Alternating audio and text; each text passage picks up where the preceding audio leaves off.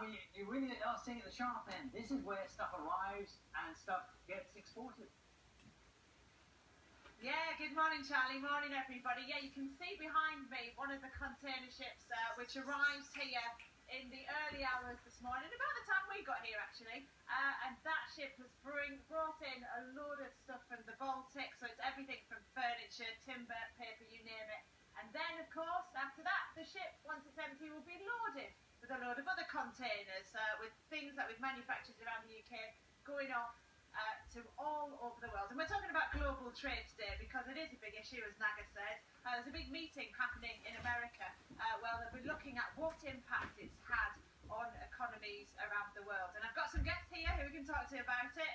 We've got David here, who is the boss of PD Ports, which owns and operates this one. David, how important is global trade here for Middlesbrough? It's hugely important for Middlesbrough and the wider area, not just Teesside and the north of the UK. This port handles around about 36 million tonnes a year. Products of all shapes and sizes. We're the home of the largest chemical sector here in the UK. We have the energy sector here. Oil comes ashore here from the North Sea pipeline. And the business behind us is now the second largest container port in the north of England. So huge investments in the area. Thousands of jobs have been created, not just recently, but over the last 10 years. And a really great future from this platform of infrastructure we've got. Yeah, well, let's bring in Danielle here as well, who runs digital media agency. For you as well, it's not just about heavy industry here. You could do your business anywhere, couldn't you? Why do you do it in Teesside? I think we do it in Teesside because there's so many good skills in Teesside. I'm originally from the area and I also studied at the university. And I think they just offer a really good range of courses which brings great skills to the area. And for you, and I know as a girl who grew up here as well, like you, often we can get, slated, can't we, for the fact that the heavy industry here, some of it has been in decline, steel and the like. But there's lots of growth in other areas in Teesside, aren't there? Tell us a bit about them. There's lots of different businesses. I think there's been a steady growth in the digital sector over the last few years. We've certainly seen an increase in it. There's a lot of clusters going on certainly in Teesside, which we all work together, especially in the digital industry. We can kind of sit behind a desk and deliver it across the world, but also deliver it locally in the UK as well.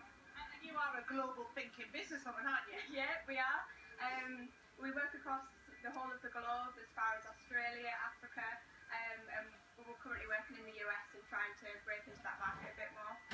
Fantastic. And I'm going to bring Leslie Batchelor in as well, who's from the Institute of Exports, just to give us that national picture really, because there are lots of areas like Middlesbrough where everyone thinks, oh, heavy industry, therefore they're not going to be doing very well, but there's so much more to global trade than that. Absolutely, and I think, in a flat economy, a flat world economy, we have to be cautious of the fact that we've got to be flexible, we've got to be innovative, and we've got to make sure we're thinking of new ideas all the time, and actually understanding how world trade works, which is what the Institute's all about. There are challenges though, and that's part of the reason why people are talking about this big meeting between the World Bank and the International Monetary Fund and the like. Tell us about those. Well, I think the challenges are very interesting because obviously for the UK we import a lot more than we export, which is a problem. We also, a lot of countries are reliant on us as well in different sort of, Africa and around the world. We need to think very carefully about what position we take with this. But yeah, it's a problem because we don't want to spend money on freight. We don't want to be, polluting the world. But on the other hand, world trade seems to be here to stay and the globalisation isn't going away. Thank you very much. Thanks everyone for joining me here this morning. I have to say as well, apparently some of the containers on this ship have Christmas presents in. And I'm told that Charlie's is, at least 3 of those yellow ones have got Charlie State's Christmas presents in.